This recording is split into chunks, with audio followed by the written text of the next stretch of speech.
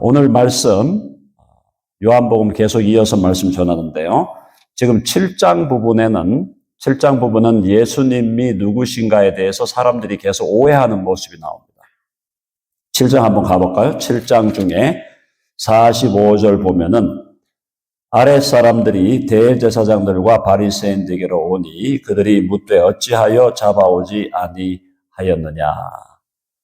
바리새인들과 대제사장들이 볼 때 예수는 그야말로 그들의 종교적인 체제, 그들의 체제와 그들의 질서를 정면으로 대항하고 도전하는 사람이었기 때문에 가능하면 예수를 빨리 잡아야 되는 거죠. 빨리 잡아야 돼요. 잡아 죽여야 돼요.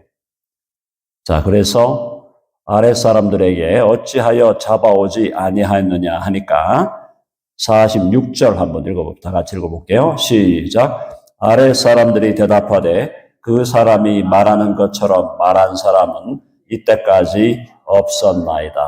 무슨 말이에요? 이 사람들도 뭔가 모르게 예수 그리스도가 좀 이상한 사람이다. 좀 특이한 사람이다.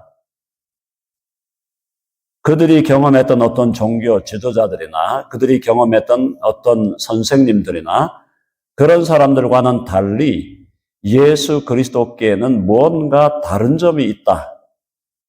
이걸 확인하게 됐다는 거예요. 그러면서 그 사람이 말하는 것처럼 말한 사람은 이때까지 없었나이다. 권위가 있고 또 힘이 있고 설득력이 있으면서 예수 그리스도가 행하는 이적을 볼 때 그 이적은 이 사람들로 하여금 이 사람이 정말 메시아가 아닐까? 우리가 기다렸던 진정한 메시아 그리스도가 아닐까? 이런 식의 의문을 제기하게 했다라는 겁니다. 자, 그러니까 47절에 보니까 바리새인들이 대답하되 너희도 미혹되었느냐? 너희도 결국 미혹된 것 같다. 사수를 전하고 거짓된 말씀으로 너희를 미혹하는 그 미혹자의 미혹에 빠졌구나라고 이렇게 책망을 합니다. 48절 당국자들이나 바리새인 중에 그를 믿는 자가 있느냐? 혹시 당국자들, 바리새인 중 그 시대를 이끌어가는 그 시대 지도자들이나 그 시대에 책임을 맡은 사람들 중에 예수를 그리스도라고 믿는 자가 있느냐. 그러면서 49절 읽어봅시다. 시작. 율법을 알지 못하는 이 무리는 저주를 받은 자로다. 자기들이 신앙적으로 위에 있다고 생각하니까 자기들이 종교적으로 위에 있는 상층에 있다고 생각하니까 예수 그리스도와 그를 따르는 사람들에 대해서 율법을 알지 못하는 이 무리는 저주를 받은 자로다. 함부로 정죄하고 판단을 해버리는 것입니다. 자, 그 시대에 유대교를 이끌어갔던 대제사장들과 서기관들과 율법을 맡았다고 하는 사람들의 기본 태도가 뭐냐? 저주를 받은 자로다. 뭐 하는 거예요? 정죄하는 거예요. 판단하는 거예요. 사랑하는 여러분, 예수 그리스도를 주와 구주로 믿고 영접하게 되면 우리의 삶 속에서 구체적으로 나타나는 변화가 뭔지 아세요?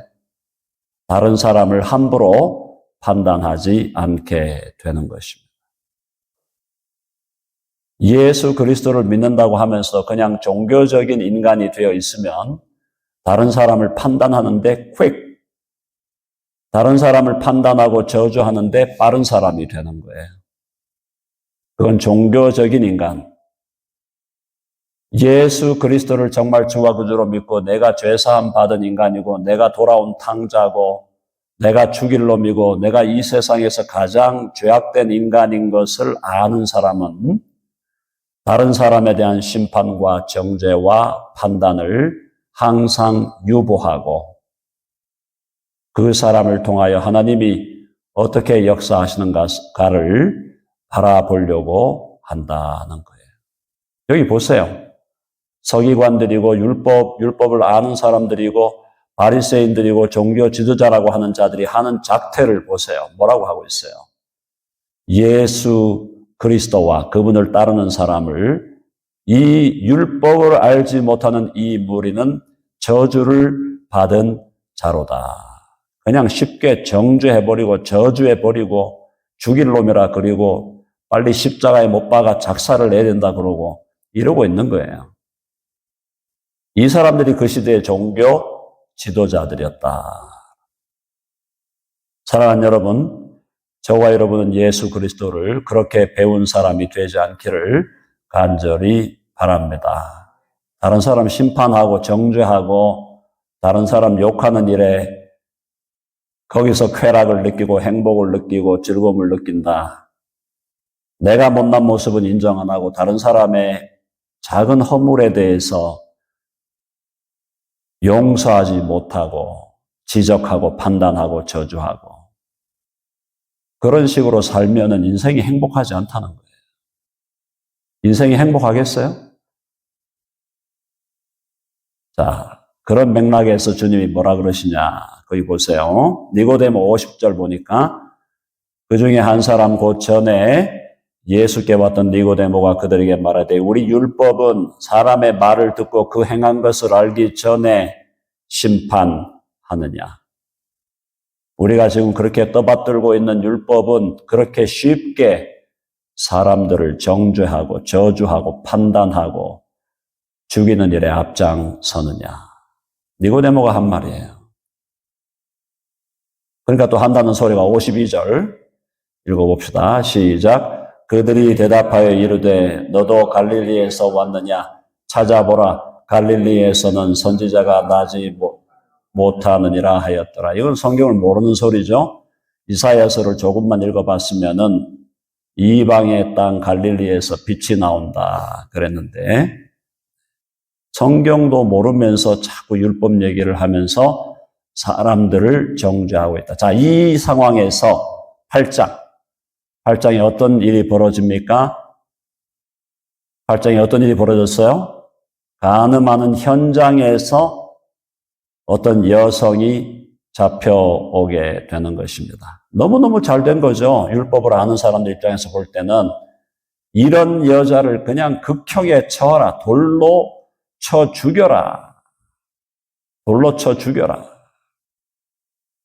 자, 거기 3절 한번 보겠습니다. 3절 다 같이요. 시작. 서기관들과 바리새인들이 음행 중에 잡힌 여자를 끌고 와서 가운데 세우고 예수님을 시험하는 거예요. 4절 읽어볼게요. 시작. 예수께 말하되 선생이여 이 여자가 간음하다가 현장에서 잡혔나이다. 자, 서기관들과 바리새인들의 기본 태도가 뭐였다 그랬죠? 다른 사람을 심판하고 정죄하고 저주하는 것이 그들의 기본적인 삶의 모습이었어요. 그들은 율법을 잘 안다 그랬고 하나님이 어떤 분인가를 잘 안다고 생각했고 그들은 유대의 종교가 갖고 있었던 그 놀라운 여러 가지 의식들을 그 시대에도 행한다고 생각하고 있었고 종교적으로 앞선 자의 자리에 있었고 높은 자의 자리에 있었고 지도자라고 존경받는 것을 좋아하는 자들이었는데 그들의 심령 속에 가득했던 것은 사람들에 대한 심판과 저주와 판단과 미움과 살인이었다. 그러니까 간음한 여자가 간음하다가 현장에서 잡혀버리니까 어떻게 하겠습니까? 잘 됐다 싶겠죠, 자기들은. 잘 됐다 싶어가지고 잡아가지고 와가지고 예수님께 물어보면서 예수님을 시험하는 것입니다. 자, 선생이여 이 여자가 간음하다가 현장에서 잡혔나이다. 어떻게 이 사람들은 어떤 생각 갖고 있는 건가요? 돌로 쳐 죽여야 되겠죠. 돌로 쳐서 죽여야 되겠죠. 자, 5절요. 시작. 모세는 이러한 여자를 돌로 치라 명하였거니와 선생은 어떻게 말하겠나이까. 이게 시험하는 거예요. 예수님을 트랩에 걸려고 함정에 걸어버리려고. 자, 모세는 율법에 이러한 여자를 돌로 치라 명하였다. 율법에 있는 그대로, 율법의 문자를 그대로 적용하면 율법에서 말하는 그 문자적인 그것을 그대로 가져와서 말하자면 이 여자는 돌로 쳐 죽어야 마땅한 자들이죠. 마땅한 자들이죠. 네. 자, 그러니까 그러면 당신은 우리가 유대인의 종교, 유대인의 서기관들의 관점, 바리새인들의 관점에서 볼 때 이 여자는 반드시 지금 돌로 쳐 죽여야 되는데 당신은 도대체 선생은 어떻게 말하겠나이까? 이들이 머리가 또 좋으니까 예수님께서 분명히 뭔가 다른 말을 할 거다. 율법과 다른, 율법에서 이야기하고 있는 내용과 다른 내용이 예수의 입에서 나올 것이다라고 예상을 하고 이 질문을 던지는 거죠. 왜냐하면은 이 사건이 있기 전에 예수님이 안식일 날 병든 자를 고치신 거예요. 안식일 날 병든 자를 고치시는 일을 하면서 안식일의 주인이 나다. 그렇게 말씀하시고 안식을 위하여 사람이 안식일을 위하여 있는 게 아니라 안식일이 사람을 위하여 있는 것이다. 그렇게 말씀하셨거든요. 그러니까 이 사람들이 볼 때 어떻게 생각하냐. 예수 그리스도 이 나사렛에서 온 이 예수가 율법을 완전히 폐기하는구나. 율법에 대해서 완전히 거부하는 자세를 취하는구나. 이렇게 생각을 하고 이번에도 이 현장에, 간음하는 현장에 잡힌 이 여자를 돌로 쳐 죽이라고 하는 율법의 그 말을 예수가 만약에 어긴다면, 그것에 반대되는 얘기를 한다면 이제는 됐다. 이놈을 잡아가지고 십자가에 그냥 죽여야 되겠다. 이렇게 생각하고 예수께 물어온 것입니다. 자, 6절요. 다 같이 시작. 그들이 이렇게 말하면 고발할 조건을 얻고자 하여 예수를 시험함이로라. 예수께서 몸을 굽히사 손가락으로 땅에 쓰셨다. 여기 땅에 쓰신 게 뭘까? 신학자들이, 성경을 해석하는 자들이 여러 가지로 추측을 했지만 답은 모른다. 해봅시다. 답은 모른다. 아니, 성경이 말을 안 하는데 뭘 추측을 해가지고 이렇쿵 저렇쿵 한다는 그게 건방진 거죠. 자, 모르는 거예요. 근데 예수님께서 몸을 굽히셔가지고 손가락으로 땅에 뭘 쓰셨어. 뭘 쓰셨을까? 참 궁금하죠? 네, 나중에 물어보시면 되겠습니다. 주님 만나시면 물어보시면 되고, 자, 손가락으로 땅에 쓰으니 7절 그들이 묻기를 맞이 아니하는지라 이에 일어나 이르시되 너희 중에 죄 없는 자가 먼저 돌로 치라. 자, 주님이 쓰신 것에 대해서 구체적으로 요한복음에서 우리에게 설명해 주지 않고 있어요. 네, 그러면서 어쨌든 주님이 자, 땅바닥에 뭘 쓰시고 나서는 일어나셔가지고 하시는 말씀이 뭐라고 했냐면은 너희 중에 죄 없는 자가 먼저 돌로 치라. 그런데 말이죠. 예수님이 이렇게 말씀하셨다고 해서 유대인들, 이 율법사들, 이 바리새인들, 서기관들, 이들이 이 말씀을 듣고 자기 양심의 가책을 느꼈다라는 것은 굉장히 이상한 일이 벌어진 거예요. 그 말 이해되세요? 지금 이 사람들이 어떤 사람들입니까? 자기들은 율법을 다 지키고 있다고 생각하는 사람들이에요. 우리는 율법에 의로 흠이 없는 자다. 율법을 다 지키고 있고 율법을 다 알고 있고 그러니까 율법과 관계없는 얘기를 하고 율법에 대해서 대항하는 얘기를 하는 사람들에 대해서 무조건 죽여라. 정죄하고 저주하고 판단하고 심판하는 일에 앞장서는 자들이기 때문에 예수님이 야 너희 중에 죄 없는 자가 먼저 돌로 쳐라. 그렇게 말씀하신다고 그들의 일반적인, 그들의 일상적인 psychology, 일상적인 심리 상태로 볼 때는 예수님이 하신 말씀을 듣고 뭐라고 생각하겠어요? 미친놈, 뭐하네 이렇게 생각할 게 뻔하단 말이에요. 근데 너희 중에 죄 없는 자가 먼저 돌로 치라고 했는데 8절. 놀라운 일이 벌어져요. 8절. 다 같이 시작. 다시 몸을 굽혀 손가락으로 땅에 쓰시니 9절까지요. 그들이 이 말씀을 듣고 양심의 가책을 느껴 어른으로 시작하여 젊은이까지 하나씩 나가고 오직 예수와 그 가운데 있는 여자만 남았더라. 한 번 쓰셨고 너희 중에 죄 없는 자가 먼저 돌로 치라 하신 다음에 다시 한 번 쓰셨어요. 8절에 몸을 굽혀 손가락으로 땅에 쓰셨는데 뭘 쓰는지 아무도 몰라요. 그런데 9절, 그들이 이 말씀을 듣고 양심의 가책을 느꼈다. 사랑하는 여러분, 이거는요, 이 유대인들이 일반적인 성정, 이들이 일상에 갖고 있었던 심리학으로는 해결할 수 없는 상황이에요. 이들이 예수님이 하시는 그 말씀을 듣고 양심의 가책을 느꼈다는 것은 그들의 심령에 어떤 방식으로든 성령이 역사했다. 아멘 하시죠? 사랑하는 여러분, 저와 여러분이 예수 그리스도를 믿고 신앙생활하는 데 있어서 가장 큰 에너미, 가장 큰 대적자가 누군지 아세요? 저와 여러분의 신앙생활에 온갖 흙탕물을 만들어서 던지고 우리의 신앙생활을 정말로 매너리즘에 빠지게 하고 우리의 신앙생활의 기쁨과 감사가 사라지게 하고 예수 믿는 것, 교회 다니는 것, 이것이 별로 익사이팅하지 않은 것으로 만들어버리는 우리 신앙의 가장 큰 대적자는 마귀도 아니고 세상도 아니고 바로 내 안에 있는 나 자신, 나의 죄라는 사실을 여러분 반드시 기억할 수 있기를 바랍니다. 제발 다른 사람 탓하지 마세요. 제발 다른 사람 욕하지 말라고. 아멘 하세요?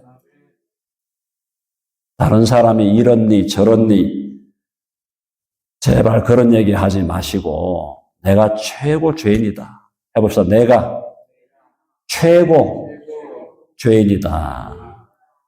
누가 어떻고 저떻고 제발 좀 그렇게 신앙생활 하지 마시라고.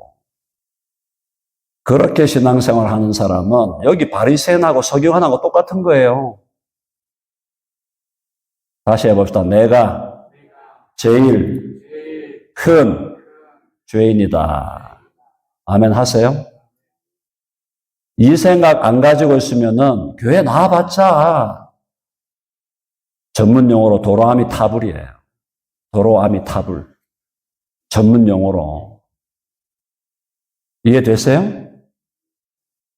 자, 그 다음에, 자, 9절에 그들이 이 말씀을 듣고 양심의 가책을 느껴 어른으로 시작하여 젊은이까지 하나씩 나가고 오직 예수와 그 가운데 섰는 여자만 남았더라. 이거는 서기관과 율법사와 바리새인들의 일반적인 성정으로는 일어날 수 없는 일이 일어난 거예요. 양심의 가책을 느꼈다. 양심의 가책을 느낄 사람들이 아니에요. 느낄 사람들이. 자, 그래서 어른으로 시작하여 젊은이까지 하나씩 나가고 오직 예수와 그 가운데 섰는 여자만 남았는데 10절 읽어보겠습니다. 10절 다 같이 시작. 예수께서 일어나사 여자 외에 아무도 없는 것을 보시고 이르시되 여자여 너를 고발하던 그들이 어디 있느냐? 너를 정죄한 자가 없느냐? 예수님이 물으신 거죠. 여자 외에 아무것도 없는 걸 보시고 이르시되 여자야 너를 고발하던 그들이 어디 있느냐? 너를 정죄한 자가 없느냐? 정죄하기에 바쁜 거예요. 다른 사람이 어떻고 저떻고 뭐가 어떻고 저떻고 자기는 퍽이나 의로운 자인 것처럼. 자, 너를 고발하던 그들이 어디 있느냐? 너를 정죄한 자가 없느냐? 11절 주님 말씀하시죠? 11절 다 같이 시작.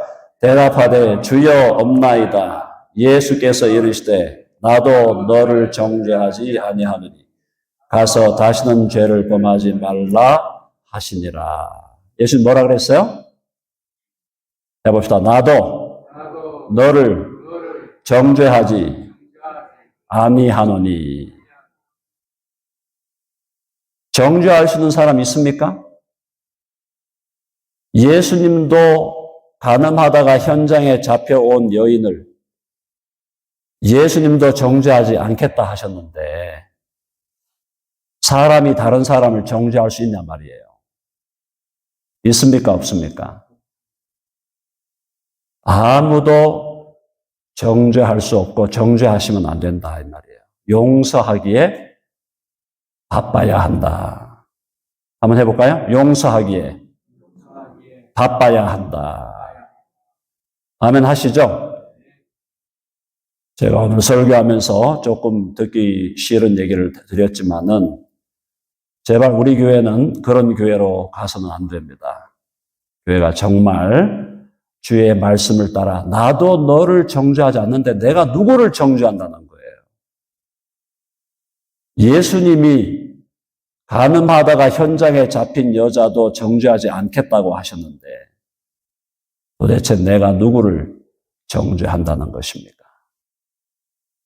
아무도 정죄하지 아니하고 서로를 용서하기에 바쁜 교회가 되기를 바랍니다.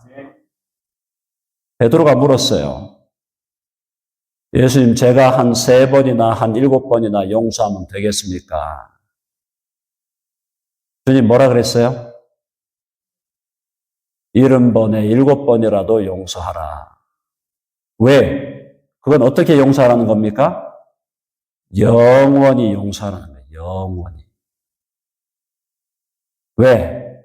주님이 나를 용서하신 것을 깨달으면 내가 얼마나 죄가 많은 인간인지, 내가 얼마나 하나님으로 인하여 용서받은 은혜가 큰지를 알면 다른 사람을 용서할 수밖에 없다는 겁니다.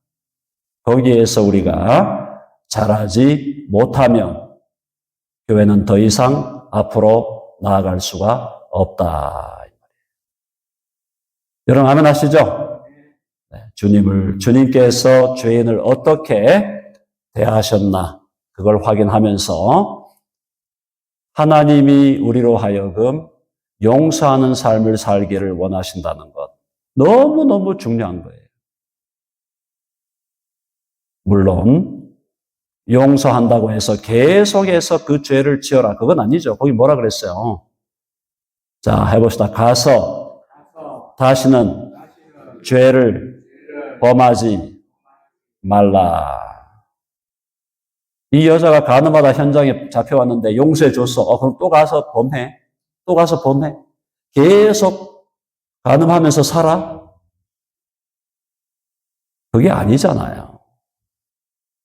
그렇게 심한 죄를 지었으니 용서하고 정죄하지 않는다. 그러나 다시는 죄를 범하지 말아라.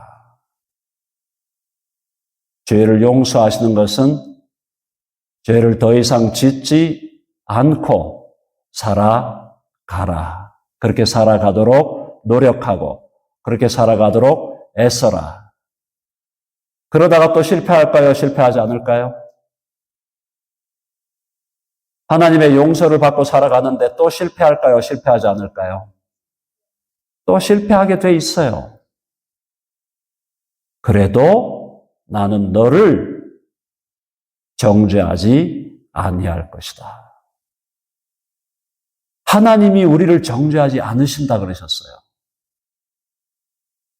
그리스도 예수 안에 있는 자에게는 결코 정죄함이 없다 그랬어요.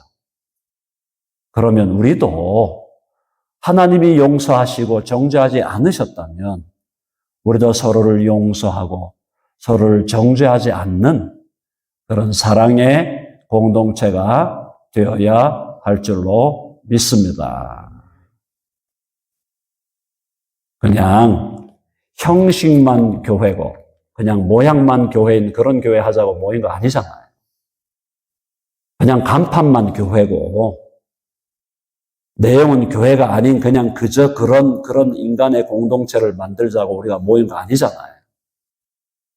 우리가 모인 게 정말 예수 그리스도를 닮은 교회로 만들어 가자면 나를 죽이고 제발 좀 다른 사람을 용서하고 관대하고 그래서 그 사람이 아니 모든 사람이 주님 안에서 하나의 아름다운 공동체를 이뤄가도록 그렇게 가는 것이 우리의 사명이라고 저는 믿고 있습니다. 제발 우리 교회는 교회다운 교회, 진실로 하나님이 원하시는 교회. 그냥 겉으로만 뭐 교회인 척하고 돌아다니는 그런 게 아니고 실제적으로 교회인 교회가 되어야 한다. 그걸 위해서는 가장 큰 적이 누구냐? 나예요. 내가 제일 나쁜 놈이라니까. 내가 제일 나쁜 놈인 줄 알고 용서받은 은총으로 다른 사람을 용서하는 그런 교회가 되기를 간절히 바랍니다. 아멘 하시죠?